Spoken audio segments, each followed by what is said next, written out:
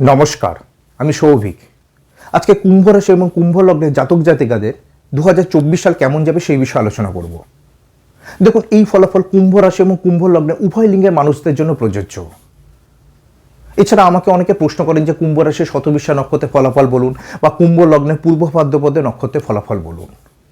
দেখুন, এইভাবে ফলাফল বলতে গেলে আমায় কুম্ভ রাশি এবং কুম্ভ লগ্নের উপর অনেক ফলাফলের ভিডিও করতে হবে, কারণ আপনারা জানেন যে কুম্ভ রাশি বা কুম্ভ লগ্নে 3টে করে নক্ষত্র আছে, মানে 3টে করে ফলাফল বলতে হবে। আবার প্রতিটা নক্ষত্রে 4টি করে চরণ আছে। আপনারা সবাই নক্ষত্রে ফোকাস করেন, চরণটাকে অ্যাভয়েড করে দেন। সেই চরণ হিসাবে কিন্তু আবার ফলাফল ভিন্ন হবে, 4টি চরণে 4টি ফলাফল। ধরুন আপনার শতবিশা নক্ষত্রে প্রথম চরণে জন্ম, শতবিশা রাহুর নক্ষত্র, রাহুর একটা ফলাফল একটা বিষয় আছে। আবার শতবিশা নক্ষত্রে প্রথম চরণে জন্ম, প্রথম চরণ ধর্ম নির্দেশ করে।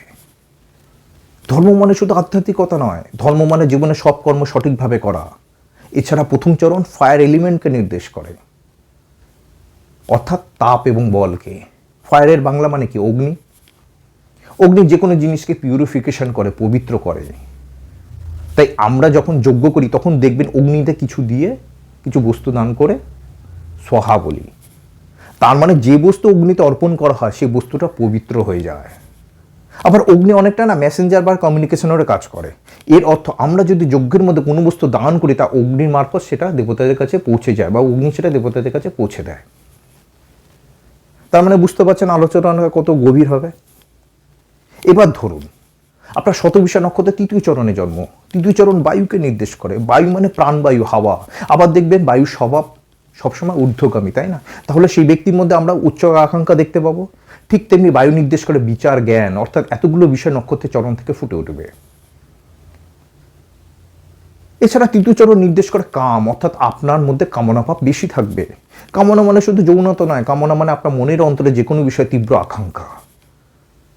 আশা করি আমি আপনাদের বোঝাতে পারছি যে কতটা গভীর ক্যালকুলেশনের দরকার হয় আর কতটা সময় সাপেক্ষ নক্ষত্র ভিত্তিক আলোচনা।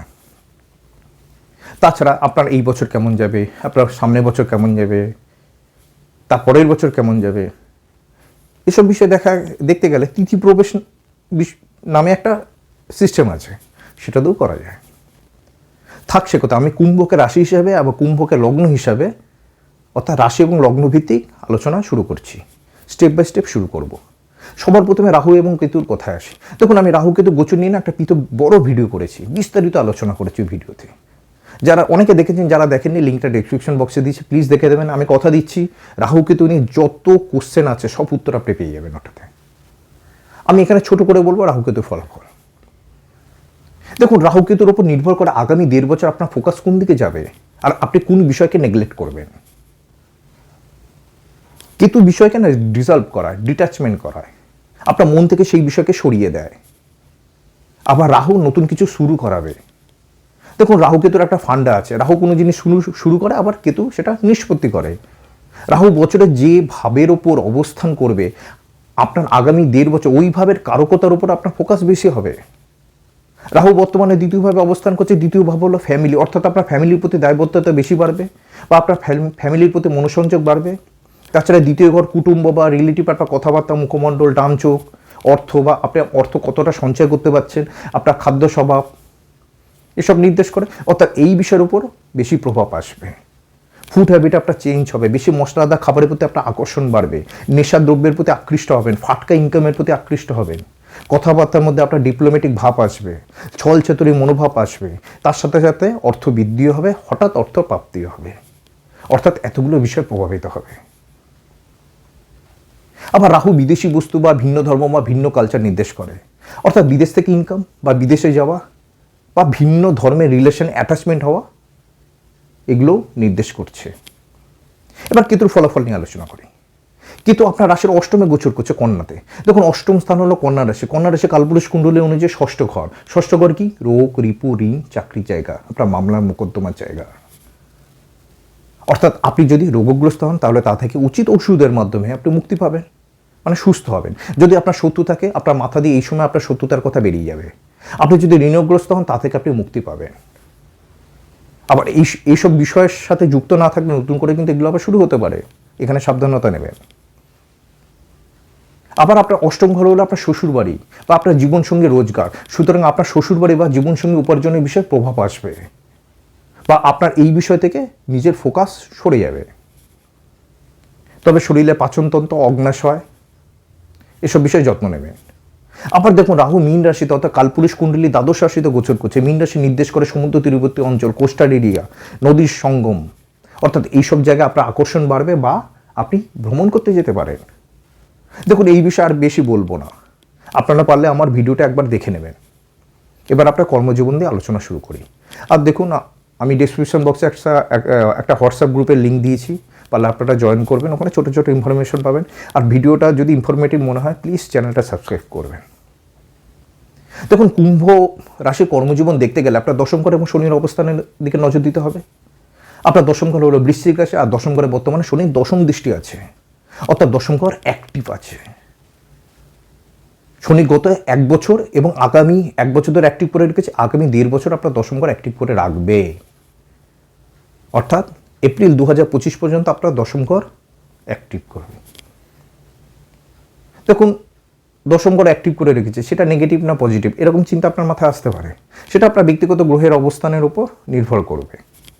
দেখুন অ্যাক্টিভ করা মানে কি সবসময় যে খারাপ তা নয়, ওই ঘর সম্বন্ধে, ওই ঘর কারকতা সম্বন্ধে কাজগুলো হবে। দশম ঘর কি আপনার কর্মক্ষেত্র না, অর্থাৎ কর্মক্ষেত্র সম্পর্কে ইভেন্টগুলো হবে।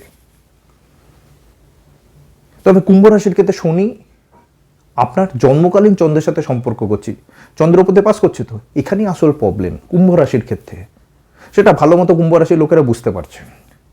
দেখুন কুম্ভ রাশির ব্যক্তিরা প্রায় 1 বছর সাড়ে সাতির বিষয়ে কাটিয়ে উঠেছেন, মানে দ্বিতীয় চরণে সাংঘাতিক যে টার্মটা, আর মাত্র 1.5 বছরে কম সময় বাকি। তাই কোন কোন বিষয়ে আপনি সাবধানতা নেবেন বা কোন কোন বিষয়ে বেশি প্রফিট হবে আপনার, সেই বিষয়ে 2-1 মিনিট আলোচনা করি। দেখুন চন্দ্রের কারকতা কি, চিন্তা, তাই না, অর্থাৎ আপনার চিন্তা শক্তি প্রভাবিত হবে বা সবসময় আপনি কিছু চিন্তা করতে থাকবেন। চন্দ্র হলো মনের কারক, তাই এই সময় আপনার মন কিন্তু স্থির থাকবে না।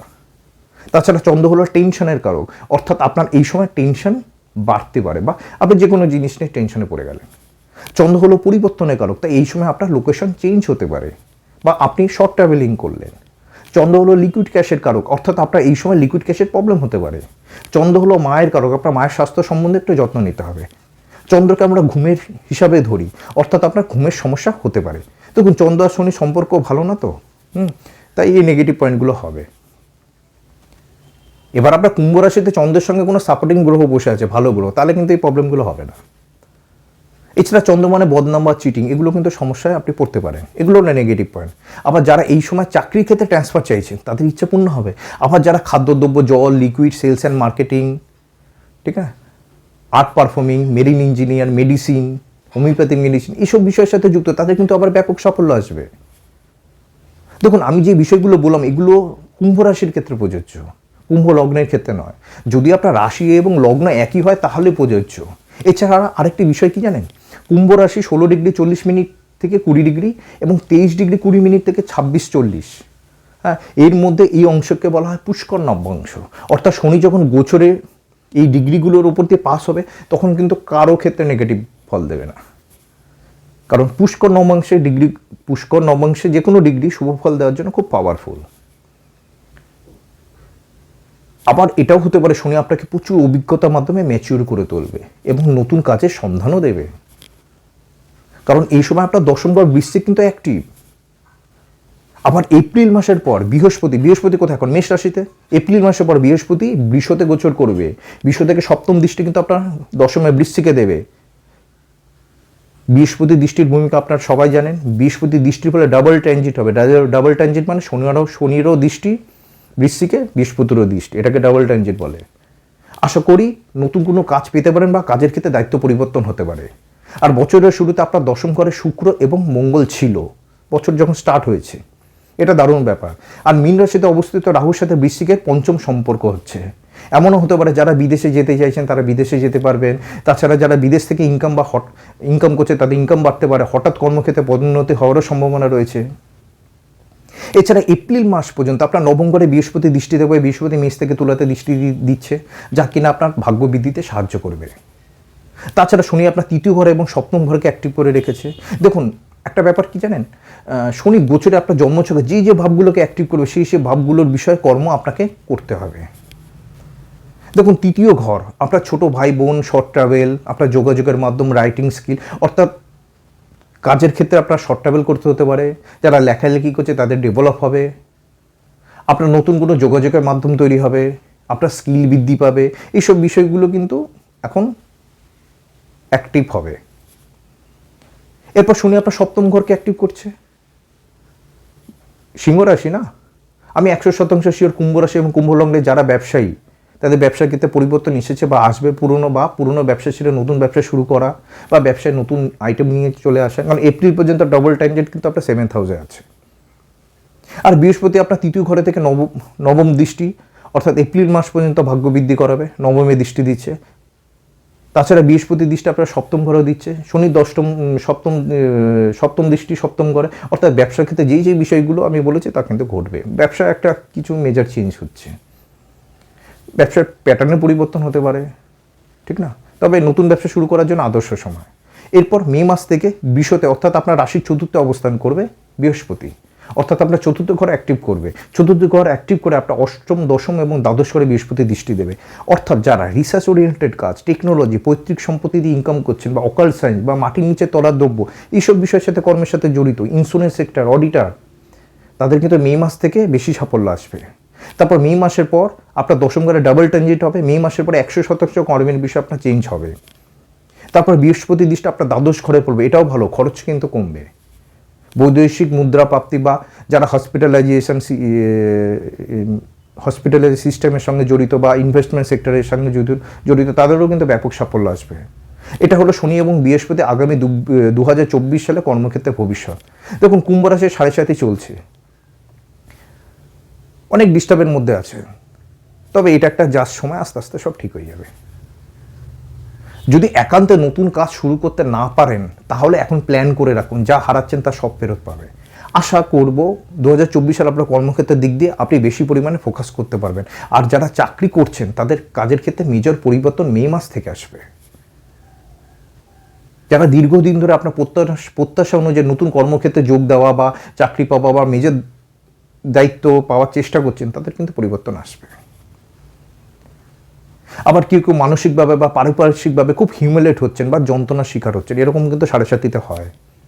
হ্যাঁ, তাদের উদ্দেশ্যে একটাই বলার বক্তব্য যে বেশি প্রতিবাদ করার সময় কিন্তু এখন নয়। আর এখন বেশি প্রতিবাদ করা এখন কিন্তু ঠিক হবে না। অভিজ্ঞতা সঞ্চয় করুন, সময়কে ভালো করে চিনুন, আর মাত্র কয়েকটা মাসের অপেক্ষায় নতুন জীবন শুরু হবে। 7.5 যে অভিজ্ঞতা পাবেন সেটা সারা জীবন আপনার সাথে থাকবে। 7.5 যে কাজ শুরু করবেন সেটা সারা জীবন চলবে। আশা করি কুম্ভ রাশি মানুষদের 2024 সালটা কর্মক্ষেত্রের দিক দিয়ে আপ ডাউন হলেও মেজর চেঞ্জ আপনার জন্য অপেক্ষা করছে। এবার আপনার অর্থনৈতিক ক্ষেত্র নিয়ে আলোচনা করি। আপনার অর্থনৈতিক ক্ষেত্র বিচার করতে গেলে দ্বিতীয় ঘর, একাদশ ঘর এবং শুক্রের অবস্থানের উপর নজর দিতে হবে। আপনার দ্বিতীয় ঘর হলো মীন রাশি, বর্তমানে মীন রাশিতে রাহু অবস্থান করছে। আপনারা অলরেডি জেনে গেছেন রাহুর ফলাফল। দেখুন রাহু দ্বিতীয় যখন অবস্থান করে না, হঠাৎ অর্থ দেয়, কিন্তু সঞ্চয় হতে দেয় না। এছাড়া আপনি দ্বিতীয় লর্ড বৃহস্পতি তৃতীয় মেষ রাশিতে অবস্থান করছে, তারপর মে মাসে বৃষতে অবস্থান করে আপনার একাদশ ঘরে দৃষ্টি দেবে। একাদশ আপনার উপার্জনের ঘর, আর বৃহস্পতি আপনার একাদশ লর্ড। আপনার উপার্জনের ক্ষেত্রে পরিবর্তন হবে, উপার্জন বাড়বে। এছাড়া 31শে মার্চ থেকে 24শে এপ্রিল এই সময়টা অর্থের জন্য বেশ ভালো।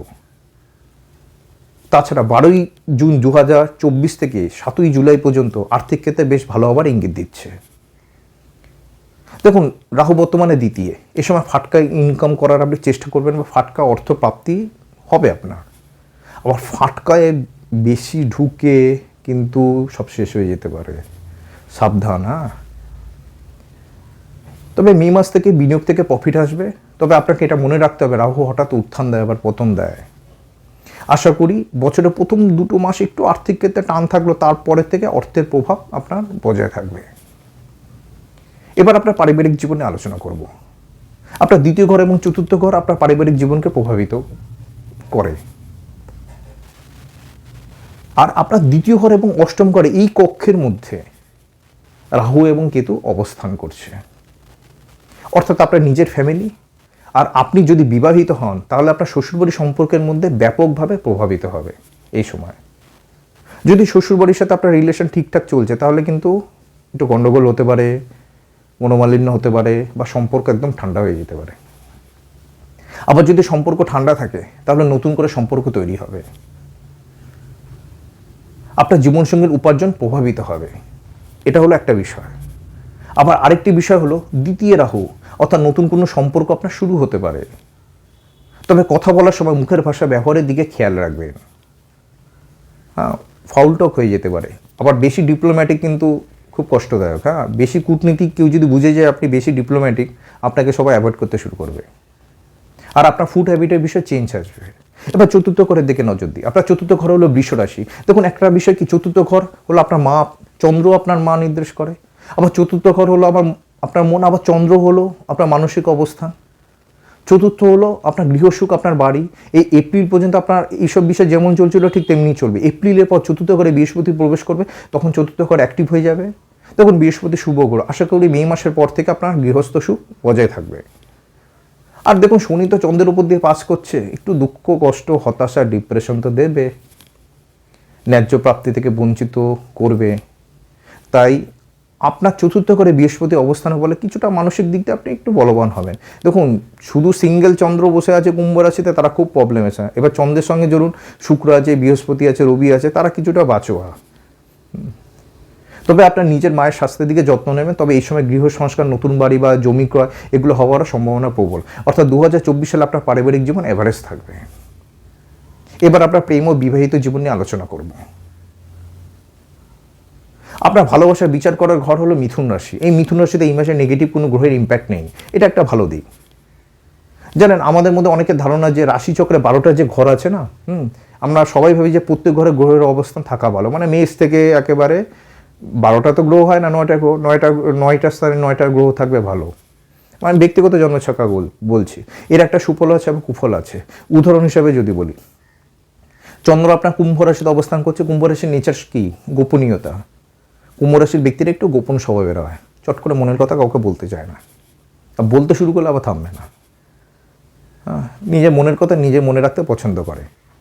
আবার এই চন্দ্রের সাথে যদি রাহু বা শুক্র বা যে কোনো গ্রহ অবস্থান করে, দেখবেন চন্দ্রের সাথে যে গ্রহগুলো অবস্থান করে সেই গ্রহের কারকতার বিষয়ে চিন্তা আপনার মনের ভেতরে সবসময় কাজ করে, কারণ চন্দ্র হচ্ছে চিন্তার কারক। শুক্র থাকলে যদি চন্দ্র শুক্র একসাথে থাকে, সবসময় আপনার অর্থের বিষয়ে চিন্তা হবে। শুক্র আপনার জীবনসঙ্গী, আপনার জীবনসঙ্গীর বিষয়ে চিন্তা করবে। কেতু থাকলে, কেতু কী করে? ডিট্যাচমেন্ট করায়, একা রাখে, একা থাকতে পছন্দ করে, ওইসব চিন্তা করবেন, আধ্যাত্মিকতা আসবে। রাহু থাকলে কি? রাহু কী করে?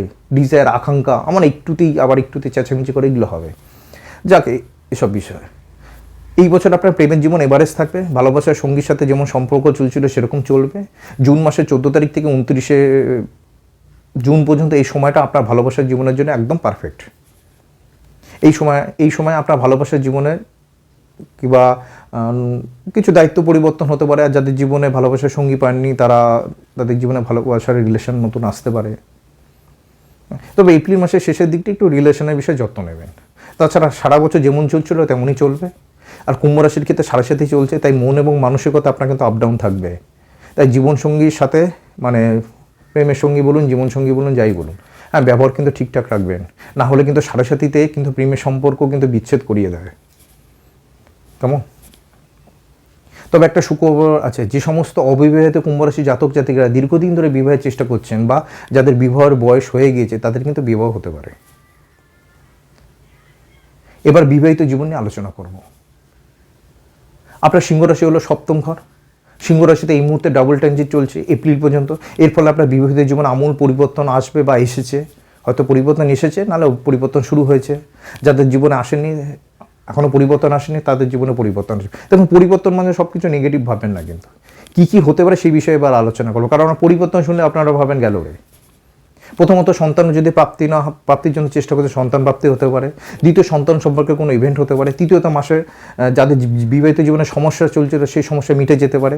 চতুর্থত, দীর্ঘদিন ধরে যারা ডাইভোর্সের আশায় ছিলেন তা সফল হতে পারে। পঞ্চমত, যাদের সংসারে ঝামেলা চলছিল তা মিটে যেতে পারে। তারপরে আপনার জীবনসঙ্গীর বিষয়ে কোনো পজিটিভ ইভেন্ট হতে পারে। সুতরাং আগামী 2024 সালটা আপনার বিবাহিতদের জন্য খুব খুব খুব ইম্পর্টেন্ট। দেখুন আরেকটি ব্যাপার, আপনার অষ্টম ঘর কন্যাতে কেতু অবস্থান করছে। এই কেতু কিন্তু আপনার বিবাহিত জীবনের ক্ষেত্রে অনেক পরিবর্তন ঘটাবে। এমনও হতে পারে আপনার শ্বশুরবাড়ির সাথে সম্পর্কে হানি করলো। আবার যদি এতদিন ঠিকমতো যদি সম্পর্ক না চলে, তাহলে এখন ঠিকঠাক হয়ে যাবে। আর আপনার জীবনসঙ্গী স্বাস্থ্যের বিষয়ে অবশ্যই আপনাকে কিন্তু যত্ন নিতে হবে। আশা করি আপনার বিবাহিত জীবন এই 2024 সালটা ভালো যাবে এবং গুরুত্বপূর্ণ বছর হয়ে উঠতে চলছে।